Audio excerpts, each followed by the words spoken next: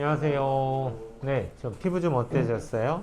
네, 좀 괜찮아졌는데 그 어제 그 네. 속에 그 억센풀 때문에 여기 음. 끓여가지고 상처가 생겨가지고 풀은 왜 갔어요, 거기에? 친구랑 놀다가. 놀다가. 오늘 오신 거는 보호자는 안 오시고 혼자 오셨어요? 네, 네.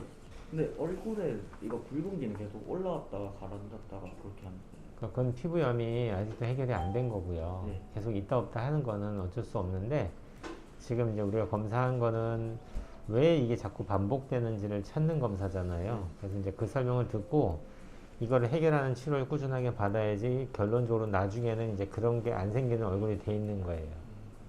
너무 조급하게 뭐 검사 한번 딱 하고 치료도 안 했는데 이게 금방 사라지고 이런 건 아니라고. 그 대신 지난번에 내가 이제 피부염 때문에 약을 줬죠. 네. 약을 보통은 내가 잘 안 주는데 주는 이유가 워낙 피부염이 심했기 때문에 그걸 가라앉히기 위해서 약을 쓴 거예요. 약의 도움을 받을 때는 확실하게 좋아져요. 근데 문제는 약을 계속 쓸 수가 없으니까 약을 끊어야 되는데 약을 끊고 나면은 또다시 똑같아진다라는 게 문제잖아요. 그래서 지금 이 검사를 한 이유가 자꾸 반복되는 이유를 해결하고자 이제 검사한 거예요. 검사는 다 나왔고 원인도 다 찾았어요. 이제 치료만 하면 돼요. 이제부터가 치료죠. 그전에는 약물 먹었던 건 치료가 아니고. 볼게요. 요게 알레르기 기본 면역 반응을 본 검사인데 검사 결과는 0부터 시작해서 6번까지 이렇게 클래스가 나눠져 있어요. 수치가 높을수록 잘 보시면 좀 심각해 보이죠. 그죠? 그래서 딱 봤더니 5번에 뭐가 있는지 보세요. 이게 진먼지 진드. 그쵸. 진드기 종류가 두 종류인데 DP하고 DF가 있잖아요. 요건 유럽형, 요건 미국형이에요. 그러니까 뭐 그건 구별할 이유가 전혀 없고 그냥 진먼지 진드기에 내가 알레르기 반응이 심하다 이렇게 이해하면 되고요. 그거 말고 또 고양이 털도 있네요. 고양이 안 키워요? 예, 예, 집에 동물 같은 거. 근데 본인은 안 키워도 만약에 키우는 집에 놀러 가거나 친구랑 만나잖아요. 그걸 네. 키우는 친구랑 만나도 심해질 수 있어요. 어, 그래서 얘는 요즘에는 워낙 많이 키워. 우리 집도 키우고 고양이를. 그러다 보니까 진먼지 진드기를 치료하는 약도 있고 얘도 있거든요. 굳이 치료를 하는데 얘를 빼먹고 할 이유가 없잖아요. 할 때 같이 해버리는 게 낫죠. 그래서 나중에라도 혹시나 폭로되면 생길 수 있는 반응을 미리 치료를 해야죠. 근데 여기는 곰팡이가 나오고 있어요. 클로도스포린 곰팡이하고 캔디다 곰팡이 반응하죠. 그러니까 나라면은 이 곰팡이 종류까지도 같이 넣어서 믹스해서 치료를 하고 싶어요. 왜냐면은 지금 반응이 3번인데 얘가 시간 지나면 이 위로 올라올 거라고요. 그래서 이걸 섞어서 치료할 건데 뒤에 보니까 수치가 상당히 높죠. 진드기가 1번, 2번인데 68, 81까지 올라가요. 어마하게 높은 거예요. 그 나머지는 여기 보시면은 또 우유하고 계란에는 있어요, 없어요, 반응이. 그러면 이것만 보면은 본인이 먹어도 될 것 같죠. 밀에도 지금 반응이 없어요, 그죠? 그럼 내가 제일 처음에 왔을 때 뭘 못 먹겠어요? 계란이랑 밀가루 음식.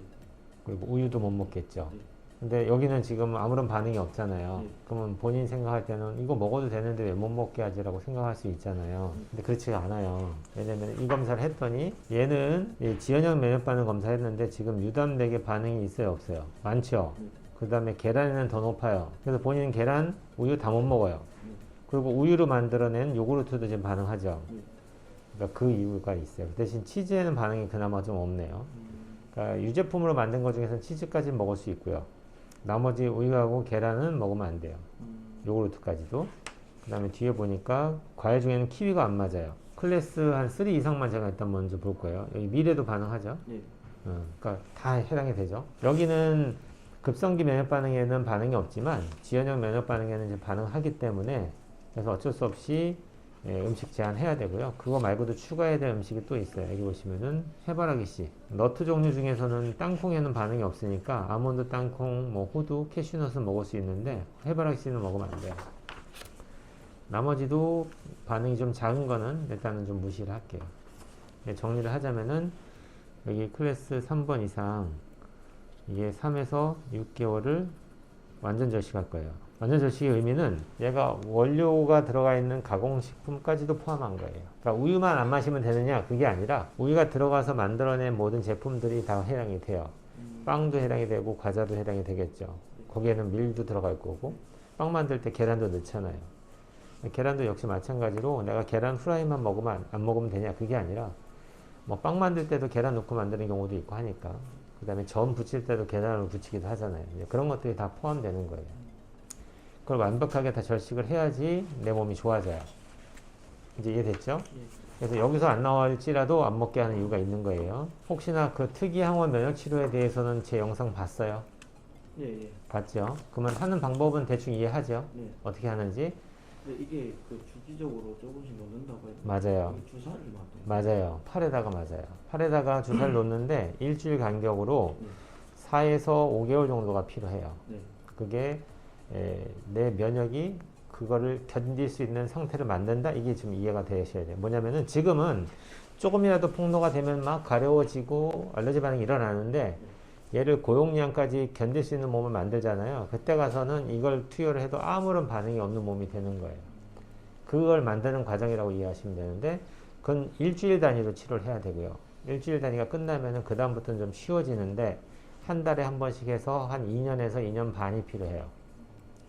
그거만 딱 끝나면 어떻게 되냐? 지금 알러지 반응을 보이는 이런 여러 가지 항원에 내가 폭로되더라도 아무런 반응을 하지 않은 정상적인 몸이 될 수 있다라는 결론이 되는 거예요. 그게 치료가 완료된 시점이죠. 그러니까 지금은 이제부터 시작해도 아직 멀었죠. 그죠? 이제는 열심히 다니면서 내 면역을 정상화시키려고 노력하는 거에는 답이 없어요. 그럼에도 불구하고 치료 중에도 또 다시 심해질 수도 있어요. 치료된 게 아니기 때문에 예전하고 똑같다고 보시면 돼요. 또 올라올 수 있고 올라오면 또 약을 쓸 수도 있어요. 그 대신 최소한도로 써서 내가 약에 대해서 의존성이 생기지 않는 범위 내에서 내 몸을 잘 만들어 나가게 내가 도와줄 거예요. 그게 이제 기본적인 특이항원 면역치료의 기본 개념이에요. 그럼 요거까지는 두 가지는 설명이 됐어요. 이제 혈액검사 상담할게요. 혈액검사에서 우리 기능의학자가 제일 중요시 여기는 거는 무엇보다도 이제 영양소의 결핍이에요. 생각보다 본인은 우리 몸에 꼭 필요하고 없으면 안 되는 건데도 불구하고 너무 많이 부족해져 있다는 게 보여요. 그걸 현실적으로 본인은 잘 모르고 살고 있는 거고, 우리는 검사를 해서 제발 자각을 하고 인지를 한 다음에 내 그 부족해진 영양소를 넣어줘서 정상화시켜야 된다. 이렇게 지금 강조하는 겁니다. 이렇게는 중금속을 먼저 봐봤어요. 4가지 종류를 봤는데 각각의 항목의 정상치는 여기 적혀져 있어요. 7.2 이하, 12 이하, 9 이하, 3.3 이하 다 이 범위 안에 들어갑니다. 그래서 생각보다 뭐 오염이 많이 폭로되어 있는 중금속은 없어 보입니다. 그 다음에 코엔자임 Q10이라고 하는 이거는 영양소인데요. 얘는 기본적으로 우리 몸에 필요한 게 한 1000 이상이에요. 근데 지금 얼마예요? 600. 좀 부족하죠. 요건 넣어주고 싶어요. 1번. 그 다음에 여기 호모시스테인이라고 나오는데 얘는 영양소가 아니고 활성산소에 해당이 돼요. 그래서 얘는 높으면 안 돼요. 대사물이기 때문에 얘는 정상이 7 이하로 유지하는 게 좋아요. 근데 이건 좀 높죠. 얘가 높아지는데 빨리 낮추고 싶잖아요. 그때 필요한 게 비타민 B군하고 아연이 주로 많이 필요해요. 그래서 얘도 좀 넣어줄 거예요. 투여하는 영양소 내가 적어 놓은 거예요. 그 다음에는 비타민 D를 봤어요. 비타민 D가 지금 얼마 나왔어요? 9점. 얘는 20 이하를 결핍으로 진단하고요. 우리가 권장하는 레벨은 60이 넘어야 돼요. 너무 많이 부족하죠. 얘도 넣어줘야 돼요. 그러니까 이런 것들은 내가 다 잡아줄 거예요. 본인이 막 특별하게 다른 노력을 하라는 얘기가 아니고 내가 이걸 왜 넣어줘야 되는지만 이해를 하면 돼요. 제 유튜브 강의에도 비타민 D가 있으니까 꼭 보시고 그걸 다 이해를 해야 돼요. 이건 위장 검사를 했는데 위장 정상이에요. 이상 없고 호르몬 검사도 괜찮고 다 괜찮아요. 이상 없는 거는 그냥 특별하게 언급을 안 할게요. 이상 있는 것만 잡을 거예요. 그 다음에 요오드 검사를 했어요. 이것도 이제 4번째 영양소 부족인데 요거는 신장을 통해서 배설을 하는 요오드의 양을 측정하는 건데요. 우리 몸에 요오드가 충분하게 있다면은 소변으로 충분하게 나온다고 가정을 하는 거예요. 얘는 수용성이기 때문에. 그래서 기본적으로 얼마가 나와야 되냐? 6배 이상은 나와주면은 좀 충분하게 있다라고 판단을 합니다. 근데 본인이 나온 수치예요. 그러면 이 정도가 나왔다는 얘기는 부족하다는 얘기예요? 아니면 많다는 얘기예요? 네, 많이 부족해요. 정상의 10분의 1밖에 없잖아요. 남들은 이 수치가 몇 천씩 나와요. 그게 정상인 거고요. 그래서 얘도 4번째 영양소 요오드가 들어갈 거예요. 그 다음에는 여기 오스모라이트는 뭐냐면은 얘는 삼투압이에요. 삼투압. 학교 다닐 때 삼투압 배웠을 텐데. 학교 다닐 때 실험을 이렇게 했죠. 양쪽에 물을 넣고 한쪽에는 소금을 넣고 이쪽에는 맹물을 넣은 다음에 가운데다가 우리 셀로판 종이처럼 얇은 우리 그 계란 막 같은 걸 갖다 놓으면은 얘가 막고 있는데도 불구하고 물이 통과를 해서 소금 있는 데로 빨려 들어가죠. 그걸 얘기하는 겁니다. 삼투압이 높다는 얘기는 물이 부족하다는 얘기예요. 소금물 쪽에 삼투압이 높기 때문에 물을 잡아 당기는 거거든요. 얘가 높다는 얘기는 아주 쉽게 설명하면은 본인은 물이 부족하다. 물 부족인데도 모르고 살고 있다. 이걸 얘기하는 거예요. 그러니까 좀 더 먹으라는 얘기죠. 쉽게 설명하면. 물을 한 1.5리터에서 2리터는 먹어야 돼요. 너무 적게 먹고 있어. 이거 계산해서 먹으면 좋겠어요. 여기 보면은 병이 있잖아요. 이 병이 500cc라고 가정을 하면은 이 병을 물로 채워서 내가 의무적으로 하루에 3병을 먹어야 돼. 그래서 나라면은 여기에다가 비타민C를 3g씩 태워서 그거를 물 먹고 또 다 비면 또 다시 물을 채워서 3g을 넣고 또 먹고 그렇게 해서 하루에 9g의 비타민C를 먹었으면 좋겠어요. 이게 5번째죠. 비타민C 영양소 9g을 넣어줄 거예요. 그래서 그거에 맞춰서 내가 여기다가 다 짜놨어요. 먹어야 될 비타민을 쭉 짜놨어요. 요것대로 사가지고 먹으면 되는 거예요, 이제. 그럼 결과론은 다 끝났죠? 그럼 나머지는 이제 일주일에 한 번씩 예약 잡고 와서 면역치료 하면서 항산화 수액치료 받으시면 끝인 거예요. 그럼 다 됐죠? 혹시 지금 상담했던 것 중에서 뭐 궁금한 거나 질문할 거 있으면 하셔도 돼요. 그 아까 전에 그 진본지진적이 설명하실 때 3단계 있던 것도 5단계로 올라갈 수 있다고. 네, 가능하다는 얘기죠. 제가 중학교 때도 한번 검사했었는데 그때는 고양이가 그 위험도 별 1개 나오고 그지. 예, 그렇게 했는데 그 다음에 강아지가 별 3개인가 그랬는데 강아지는 그럼 이제 없어져요. 그게 없어졌다는 표현은 좀 틀리고요. 둘 중에 하나는 검사상에서의 에러일 수 있어요. 지금 우리가 이 검사를 하는 목적은 항원이 되게 많으니까 한꺼번에 많은 항원을 저렴하게 보고자 하는 거지 정확해서 하는 검사가 아니에요. 저는 이걸 기반으로 먼저 하고 여기서 의심되는 검사들이 나오잖아요. 그러면 바로 치료가 들어가는 게 아니고 얘를 기반으로 정밀 검사를 한 번 더 해요. 그게 유니캡이라는 검사인데 그걸 해서 실제 항체 역가가 높게 나오잖아요. 실제. 그러면은 이제 그건 확실한 거니까 치료하고 만약에 검사했는데 여기서는 클래스 3가 나왔는데 유니캡을 돌렸더니 1밖에 안 나와요. 그러면 저는 치료하지 않아요. 그래서 그 검사를 한 번은 더 해야 돼요. 오늘. 그렇게 만약에 본인이 면역치료 할 생각이 있어요. 그럼 무조건 하고 가야 되고요. 할 생각이 없어요. 그러면은 그걸 확인하는 의미가 없잖아요. 확인해서 뭐 하게요? 치료를 안 할 건데. 그럴 때는 검사하지 않아요.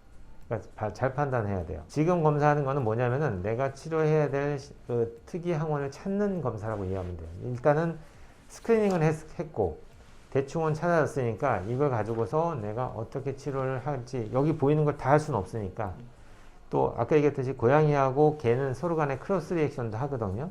그게 어떤 의미냐? 실제 반응하지 않지만 항원 타입이 비슷하다 보니까 둘 다 반응하는 것처럼 검사가 결과가 나온 거란 얘기예요. 그래서 고양이도 하고 개도 해서 한 번 더 정밀 검사를 돌린 다음에 그러고 나서 거기서 상에서 타이터가 다 높다 하면은 개도 들어갈 수도 있고요. 아니면 고양이를 뺄 수도 있고 뭐 왔다 갔다 해요. 그렇게 좋은 질문 하신 거예요. 또 다른 질문은? 그럼 이제 그 면역 치료할 때 일주일에 한 번씩 오셔라고 했잖아요. 네. 그 면역 치료를 그럼 만약에 안 하게 되면 일주일마다 방문해서 뭘 하는지. 그렇게 되면 일주일마다 올 이유가 없죠. 본인이 필요할 때마다 약 타러 와야 되죠. 토요일 날 혹시 여기 병원 몇 시까지 진료? 토요일은 1시까지예요. 시간이 도저히 안 된다면은 뭐 그냥 면역치료만 하고 갈 수도 있고요. 수액까지 맞을 것 같으면은 한 1시간 반 정도는 둬야 되고요. 그리고 감안해서 같이 하는 게 더 도움이 많이 되니까 하면 되고 아니면은 시간이 없을 때는 주사만 맞고 갈 수도 있는 거니까 그거는 조절하시고 어떤 분들은 매주 오기가 힘들어요. 그런 분들은 본인이 시간 날 때마다 해서 할 수는 있는데 그렇게 되면은 이제 횟수가 줄어든 만큼 기간이 늘어나겠죠. 그거는 감안하면 돼요, 본인. 그래서 어떤 사람은 나는 방학 기간에 시간이 그나마 있으니까 이때 빨리 초기요법을 끝내버리면 유지는 한 달에 한 번이잖아요. 그러니까 일주일에 2번 오는 분들도 있어요. 빨리 끝내고 싶으니까.